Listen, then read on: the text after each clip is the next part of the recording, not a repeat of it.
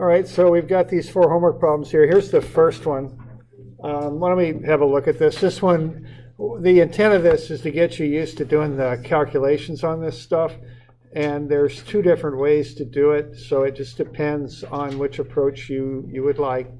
There's what I call the geometric method, which really isn't an official word or anything. It's just how I describe it.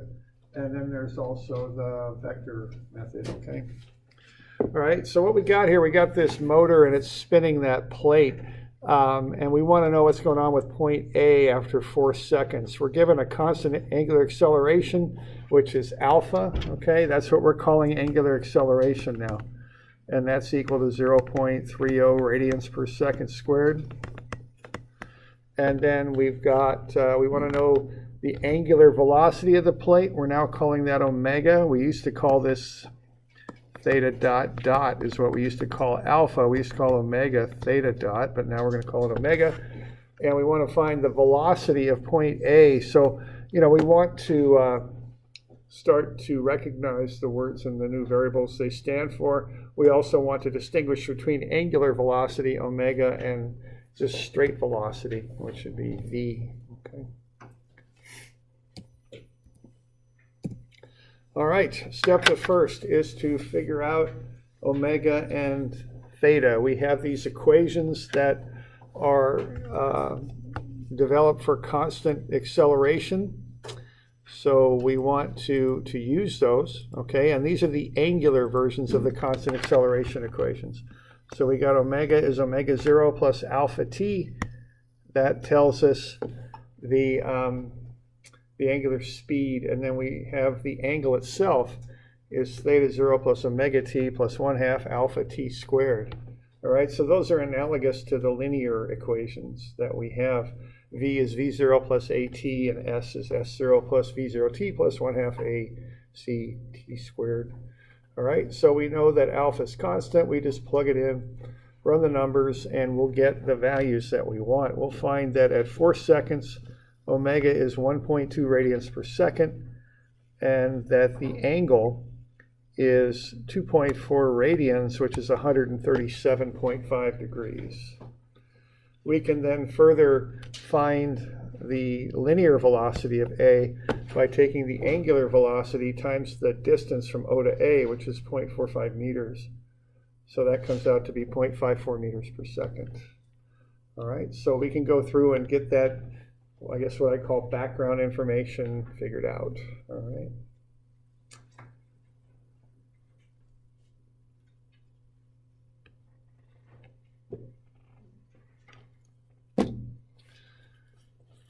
So are we doing all right with that?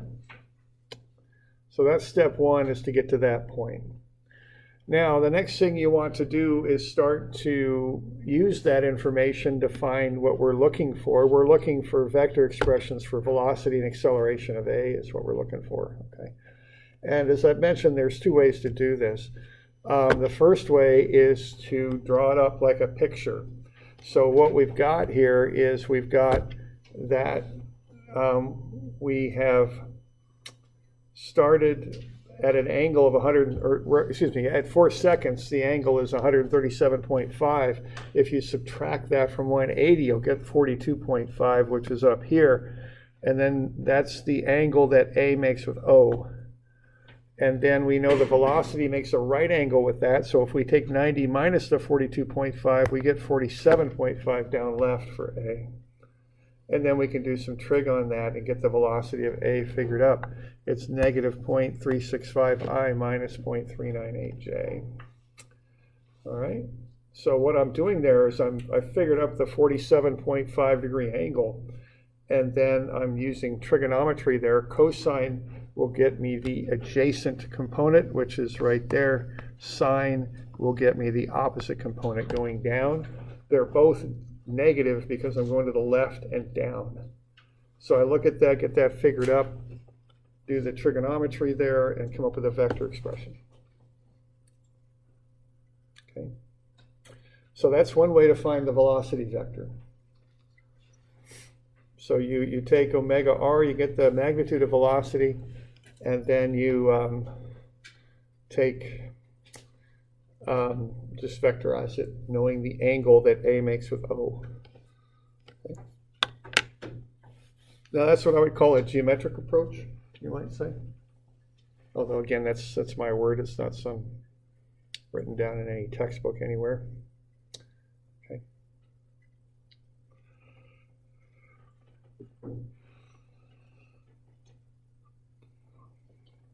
All right, now you can also do this with vectors, all right, if you like. And the vector expression directly is that if you want the velocity vector, you take the omega vector and you cross it with the position vector. So this would be A with respect to O for both of these now. So that would be the velocity of A is omega, A with respect to O, crossed with R, A with respect to O. So what you need to do for this approach is find a position vector from O to A, okay, and cross it with the omega vector. Okay, so that's how you do this other method.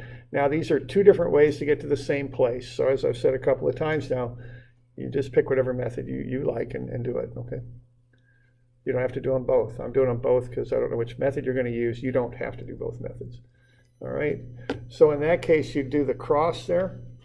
Now what you need to do first is find the position vector of A with respect to O. That's what that slash means, with respect to. So that means you go from O to A. That's the position of A with respect to O. So we start at O, we go to A. It's 0.45 meters at 137.5 degrees. So cosine of that angle times 0.45 will be the I. Sine of that angle times 0.45 will be the J. Now you don't have to worry about sines on this as long as you use that 137.5 degree angle. The sines will just come out, okay? So you're going to get a negative I and a positive J. All right. So that'll get you the position of A with respect to O, negative 0.332I plus 0.304J. Then you do a cross product. Now the cross product then is omega, which is 1.2 counterclockwise, and then you cross it with the position vector you just calculated. Now the deal here is it's a counterclockwise 2D moment vector, which is a K vector. A vector for rotation goes in the direction that is normal to the plane of the rotation specified by the right-hand rule. So if you take your right-hand fingers and curl them counterclockwise, your thumb points up. Okay, so that's a 1.2 K vector. Another way I have of describing those vectors is if you have a rotational vector, the vector itself describes the axle about which the wheel would rotate. That's one way to think about that too. So if you have a wheel rotating in the XY plane, the axle would go in the Z direction. Okay. All right, so you're just taking 0, 0, 1.2 and crossing it with negative 0.332, 0.3040 and running that. So what you're doing there, you're going to go through this business with cross products. Now again, I've got the formula right on the back of the formula sheet, but if you're doing it manually, take out the top row, first column, cross what's left. 0 minus 1.2 times 0.304, that's the I component. Looks like I forgot to write an I in there, didn't I? Oops, there we go, there's the I. Okay, then you subtract off the J component. All right, and so you just go ahead and do that. So you cross off the top row, middle column now, across what's left. So that's 0 minus 1.2 times negative 0.332. The whole term itself is negative 2, and that's the J. And then the last one, it always zeroes out, so you really don't need to worry about the K, it always zeroes out. All right, so that gets you to the same vector, either way. Okay, so whichever way you care to do it's fine by me. So you got any questions on that? Okay. All right, then we want to find the acceleration. Now the acceleration is complicated a little bit by there's two components of it. When you have one point rotating about another, which we do, there is always a normal acceleration in from A towards O, and then a tangential acceleration that makes a right angle with the normal, okay? So we've got those two components of acceleration. So what we've got going on there is we've got AT, the tangential is alpha, the angular acceleration, which is 0.3 times the r distance, 0.45, so that's 0.135. And then the normal is v squared over r, v is 0.54, r is 0.45, so that's 0.648. So if I want to know the total acceleration, I just take the square root of sum of the squares, and I'll get that. These two components are at right angles to one another, so I can use theorem of Pythagoras there. Okay. So we doing all right with that? The two components? You always got a normal. You may or may not have a tangential. If you got an alpha, you got a tangential. Just the fact that it's rotating, though, creates the normal. Okay.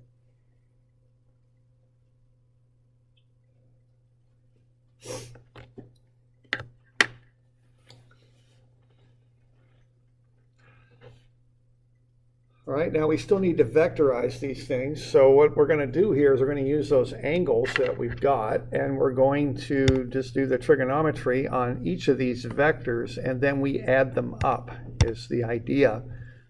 Okay, so, you know, I don't know if it's conceptually that hard. It's just tracking all the details, I think, is the challenge of this. So just vectorize each component, then add up the i's and add up the j's. Okay. So we're good with this page here. On to the next one. All right, so AT will be negative and negative because the tangential acceleration, as you can see, is going down and to the left, just like the velocity did. So both components are negative. All right. And so it's got a 47.5 degree angle, just like the velocity did down left. So minus cosine 47.5 times 0.135i minus sine 47.5 times 0.135j. And that'll get you the tangential. Now the normal is coming back down right at 42.5 degrees. Okay, I found this angle already, so just opposite angles will get me that one. And it's also just 180 minus 137.5. Down right, right means positive x, down means negative y. Okay. So I just cosine 42.5 times 0.648i minus sine 42.5 times 0.648j. All right, so that's negative, or excuse me, that's 0.4778i minus 0.4378j. That's what I got there. And then to finish it up, I just add the like components together.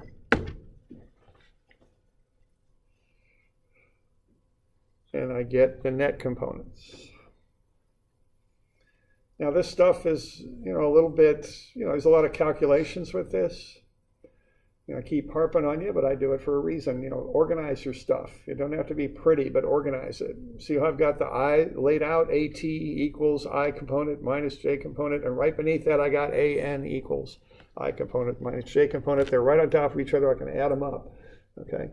And that's what engineers do, okay? That's why we're so awesome, because we do stuff like this, okay?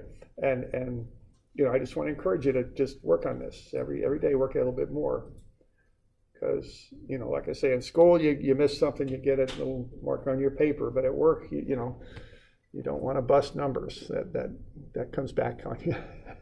Okay, so just work at that. Okay, your organization. And I can see that on your homework. Some of you really do need to work on this. It's an important skill, okay, to get. All right.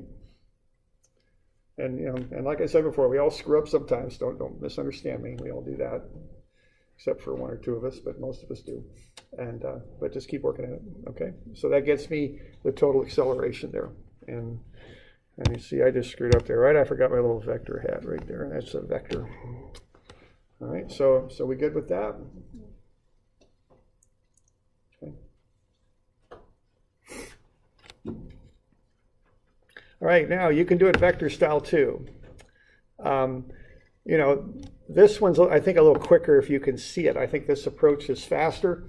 And it's visual, and I like that because you actually see things and see which way they're pointing and demonstrate understanding of that, which I think is important.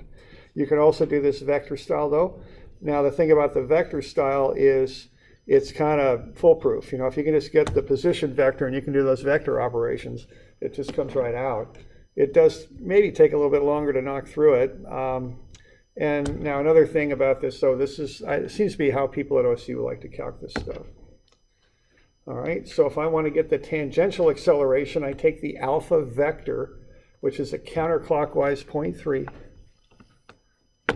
and then I cross it with the position vector that I already calculated from A to O, negative 0.332I plus 0.304J. And I just run through that cross product. Same thing, same approach as we used earlier for the velocity. It's the same vector operation. And if you're ever doing this on a test, you do have the cross product formula right on the back of the formula sheet. It's right there. You just plug into it. So you'll get the same tangential acceleration as we got doing it geometrically. Okay. So this is doing a lot of repetitive stuff, using the same position vector of A with respect to O, doing a cross product just like you did for the velocity, same process on calculating a cross product. So we get AT is negative 0.0912 minus 0.0995. That's I and J components here. All right. So this is another way to do it. Now the normal acceleration is not a cross product. It's just a multiplication. You're just multiplying the scalar of omega squared through the negative of the position vector. Okay. So that's the thing with the next one. So we good on this, we all got that. So the normal is negative omega squared r. Now the negative is outside of omega. It's not squared. It goes outside the parentheses. So you take omega, which is 1.2, and you square it, then you take the negative of it. Put the negative out in front and multiply it through the position vector. See, the reason that negative's in there is this is going from O to A, but the normal acceleration goes from A to O. So that negative turns the position vector around is what it does. Makes it go from A to O instead of O to A. And then you just take omega and you square it. So what, 1.2 squared is 1.44. You multiply it through the position vector and then take the negative of what you get. And there's the normal acceleration. Okay. So that's just two different ways to calculate those things. When you're done with this method, just as before, you add the two vectors together, add the i's together, add the j's, you'll get the total. Okay. So the purpose of this problem is just to get you doing these calculations and being comfortable with them. They are something that you work with sometimes.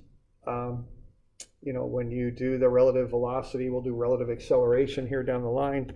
You know, you do this stuff. So I just want you to get comfortable with it. That's my purpose in having you do this. Okay. So finally, you just add the two things together. That's it.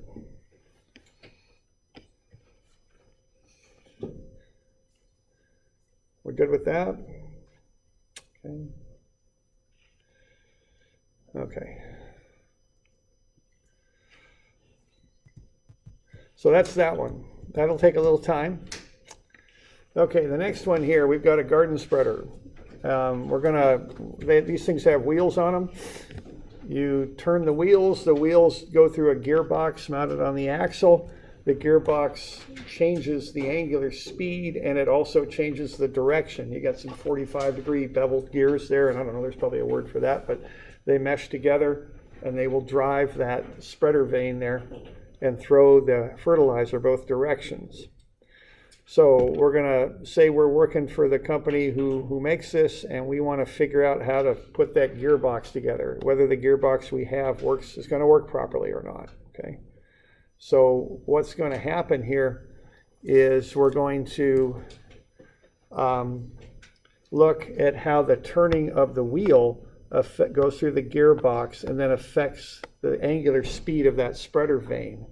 Because what we're going to assume then is when the spreader vane is in the proper position, i.e. that vane, you can see it right there, is at what I call 12 o'clock, pointing parallel to the wheels. what it will do, it'll throw fertilizer out that way, and the back end will throw it out that way. And we want to see how much coverage we're going to get if we just push that down at a normal speed. Okay? And somebody probably looked at that, okay, and figured that out, partially by calculation, but also by experience too, probably. Now what's going to happen here is we are going to assume that the velocity of the fertilizer is going to have the same velocity as the spreader vane. So the maximum throw on this stuff, the maximum offset here, will be when the fertilizer is right on the end of the vane there. Okay, and it'll be thrown outwards. So we good with that? Can you all see that gearbox in there? Plastic wrapping around that. And you can see they've got a couple gears there. You can almost see that 45-degree beveling. I mean, that's the box that enclases the gears, but you can kind of get the idea how they did that, okay? All right, so this is a gear problem. Oh, there's a little closer view of that, okay? See the two gears, one there, and the 45-degree mesh there. Here's the vane. So the fertilizer will be thrown out that way, and then on the back side it will be thrown out that way, okay? So what you're going to want to do here is go through the calculations there on the gears, all right? All right, so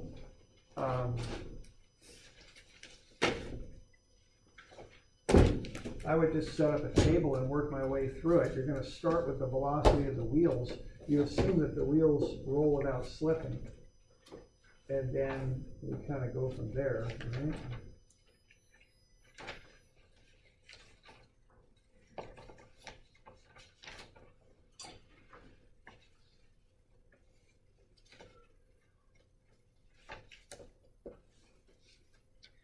All right, so start with the speed that you're pushing the spreader vane, and then look at the radius of the wheel. Okay, if you remember from our little bit of analysis of wheels there, the velocity on the perimeter of the wheel, the rim speed, you might say, equals the velocity at which you're pushing the spreader. So what I would do here is I would just set up a bit of a table here. And you know, when I did these notes, I can't remember what I had on the top. I guess I'd want to stay consistent with that. There we go. Okay, I had omega on the top and then V down below, so I guess we'll do that again. So what I had here on that, when we did this in class, was I had omega, and that's V over R, and then V is omega R. Oops. And then I just started to work through that. Now what we've got here is that the rim speed is going to be the speed at which the thing is pushed. So that's 1.6 meters per second right there. All right. And I'll call this the wheel, so that's what I'm calling A. And then I'm just going to come on up here, and I'm going to take the 1.6 meters per second. I'm going to divide it by the radius of the wheel, which is 0.135. I'm watching my units there, staying in meters and meters per second. So that's 11.85 radians per second, okay? And then I'm going to come on over to B. Now, you'll notice that the wheel and that first gear, B, are on the same axle, okay? They're both on that central axle, so they both have the same angular speed, 11.85. And then I'm going to come down here, and then I'm just going to kind of keep on going through this thing. And I'm going to go to C, and then I'm going to go to D, all right? And I'm going to end up down here at 1.956, I think it is. Is that it? I think it is for that vane speed. Yeah. So I guess we can call 1.96 meters per second near enough. So that's the speed of the outer tip of the vane.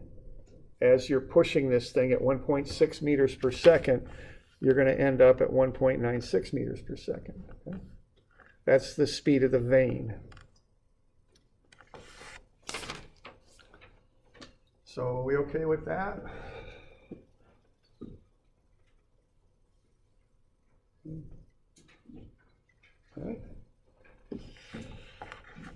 Okay, now you've got that. Now what's happening here is that fertilizer is being thrown outwards at that speed, at 1.96 meters per second right there. Now we're obviously not going to do a gear analysis anymore because we're coming off the vein. How are we going to analyze that little piece of fertilizer there, that little chemical fertilizer as it's flying through the air? We're going to ignore air resistance, and we're going to do what kind of analysis there?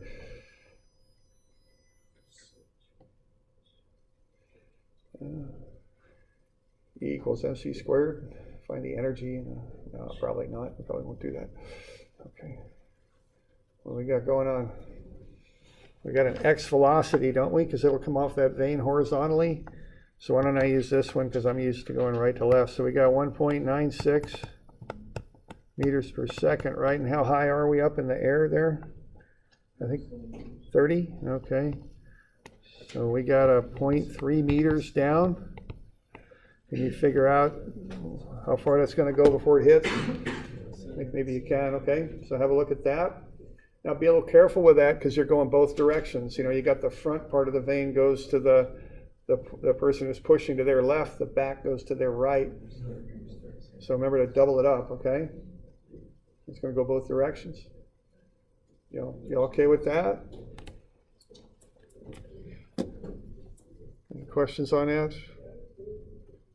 Okay. So B and C will not have the same omega, right? They don't have the same. Right, because B and C. So we're just reconverting. Yeah, B and C mesh at the gear teeth, so they're going to have the same rim speed. It's what they're going to have. Okay. Yeah. Okay. So we all right with that? We'll figure that one out. Pretty good. Okay. Okay. Okay. Then we get into some of this relative velocity stuff, which is very interesting. Now, these are essentially the same problem. And very frankly, my guess is they're going to have something like this on the midterm. So you're going to want to figure out how to do this, okay? And this is a process. You're going to want to work through this step by step. I remember a former student of mine bringing back some more advanced ones that he was taking in his junior dynamics class. He's a mechanical engineer, a little bit more advanced, but these are the ideas. So do you care what is there one you want to look at? Does anybody care? I mean, they think that they are quite similar, but you got a preference, we go to one or the other, and I'll leave you to do the other one. So 292 or 3, does anybody care? 292? I think that's 292 right in front of us, right? Yeah. Okay, great. All right, so here's how you do this stuff. The first thing you do is you realize you're going from A to B and then from B to C. That's the process to solve this. What B is doing is rotating about A. That's what B's doing. You got the rotational speed there. It's 1.7 radians per second. So what you want to do is take the rotational speed times the distance, and you'll get the velocity of B. A is a fixed point, okay? A is not moving, B is just rotating about A. So if you take omega r, you will get the velocity of B. So V is omega r. Are we good with that? All right, but this is a vector process, is what this is. So what we got to do here is we've got to have a look at that and go, okay, I've got this linkage, it's doing this, and that's 28 degrees. And then I've got a velocity vector that's perpendicular to that. So I want to go ahead and put 28 degrees here because I think those are called parallel angles, but I can't remember for sure what the name for that is, but those two angles are equal. And so then to figure out the velocity of B here, I want that angle, and that's going to be 90, and then I'm going to take away 28, and what I'm going to get is 62. Okay with that? So B is going down left at 62 degrees. So I'm going to go there. So both components are negative. So minus cosine 62.714i minus sine 62.714j. So that'll get me the velocity of B in a vector expression. So the velocity of B is negative 0.335 I minus 0.630 J. So that's the first step, is go from A to B.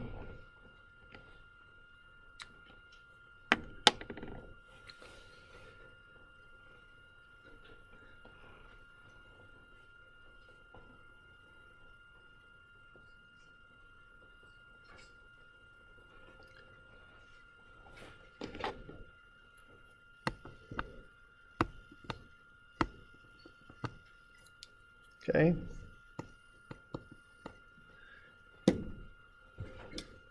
So we're doing all right with that?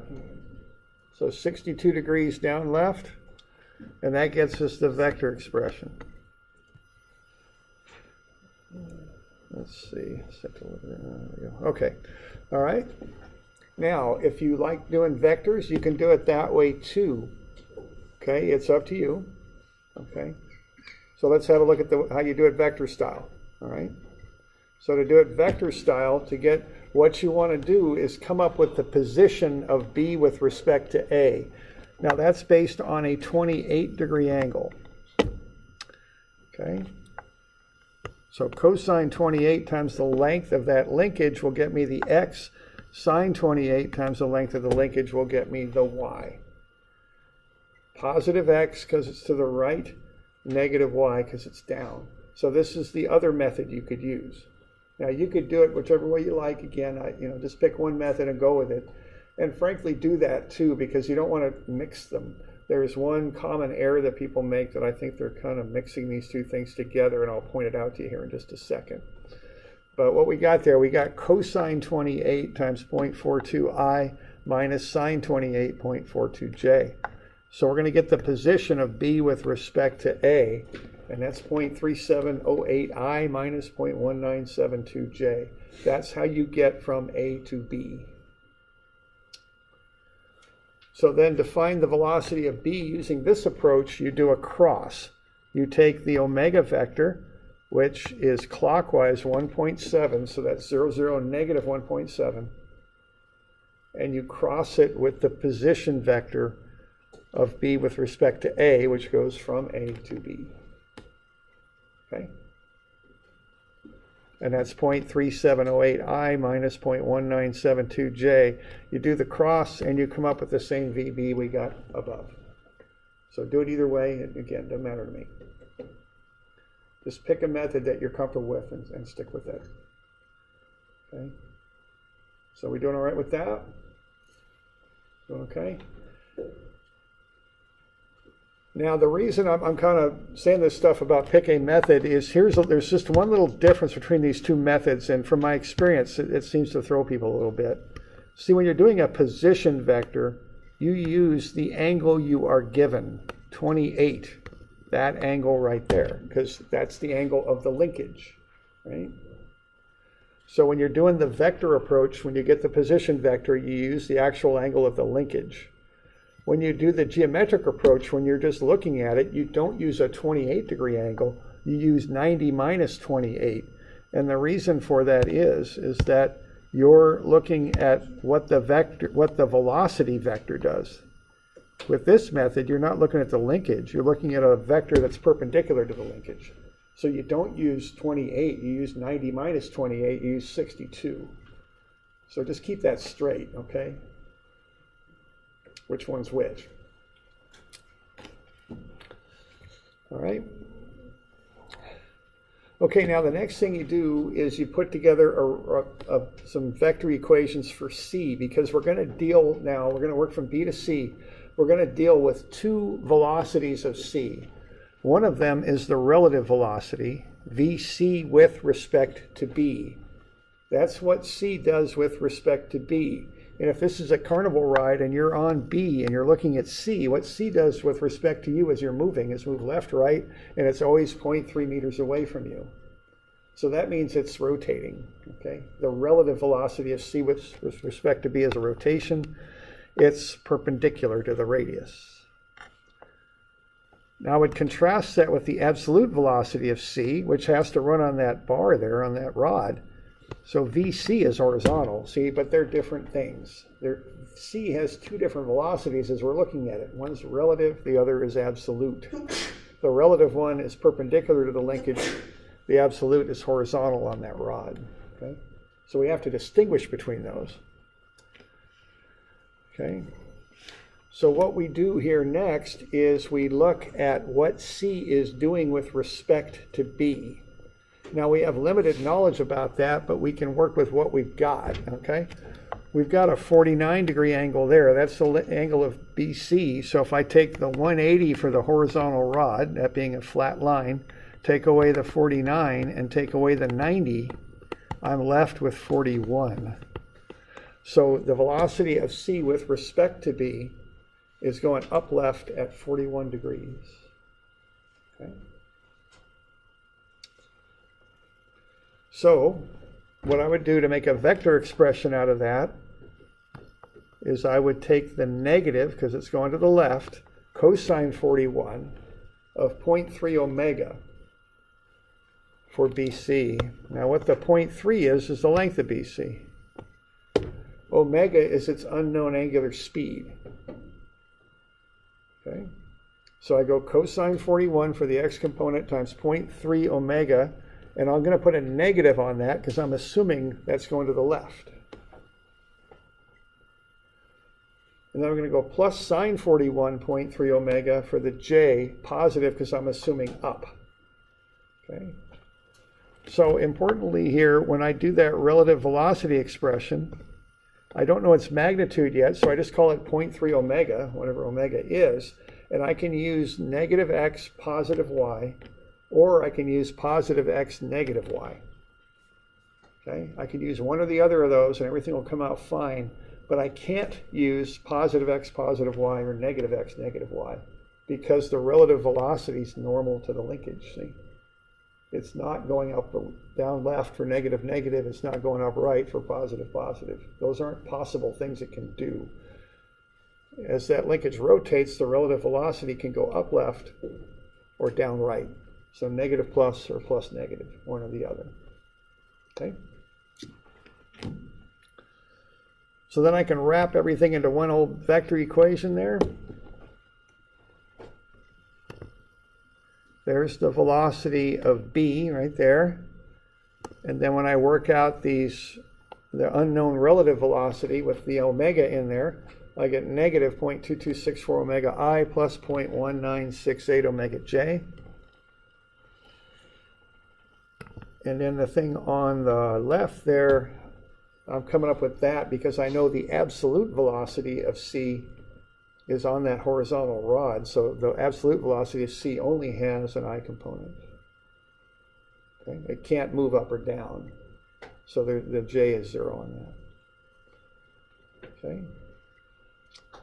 So what I would do then is pull out the first equation I can work with, and what I notice about that, if I pull out the J equation, I'll have 0, negative 0.6304, plus 0.1968 omega. That will allow me to solve for the one unknown, which is omega, 3.20.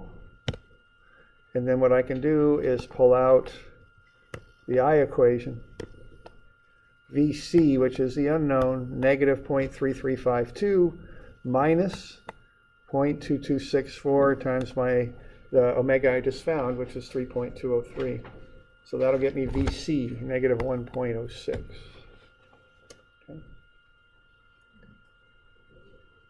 So that's how that goes, all right?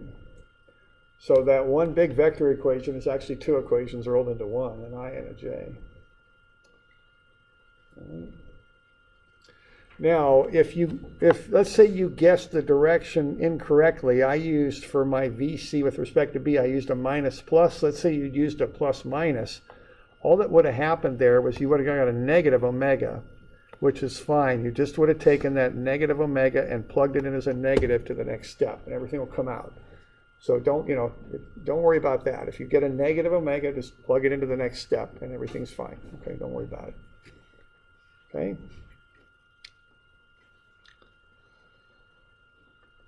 Now, the other way you could do this, if you want. Okay, we good? We're a little short of time. I don't want to rush, but I kind of have to, so we're doing all right.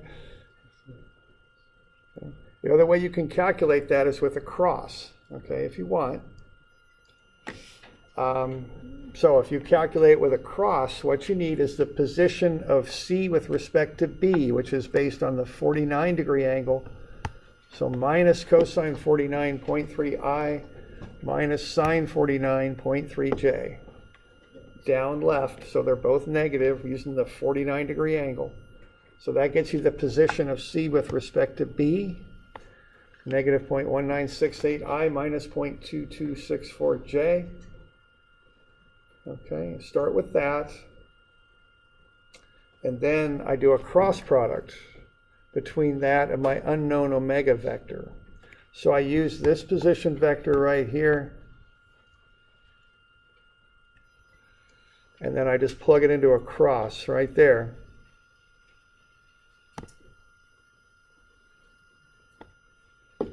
So the vector, I know it's a little small, I'm sorry about that, but the vector is negative 0.1968, negative 0.2264, 0 for the k. The unknown omega vector there is 0, 0, omega. Rotational vectors are always k vectors in two space.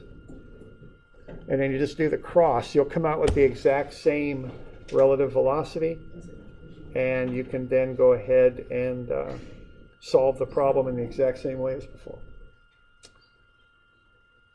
All right. So I'll tell you what, if you got questions on this stuff, let me know tomorrow. You can turn this stuff in Thursday if you want, okay? That'll be fine. So if you got questions, let me know. We'll cover it a little bit more tomorrow too. I know there's a lot of details with this. But so you can turn this in Thursday if you'd like, or tomorrow, either way, but you can turn it in Thursday if you want, okay? All right.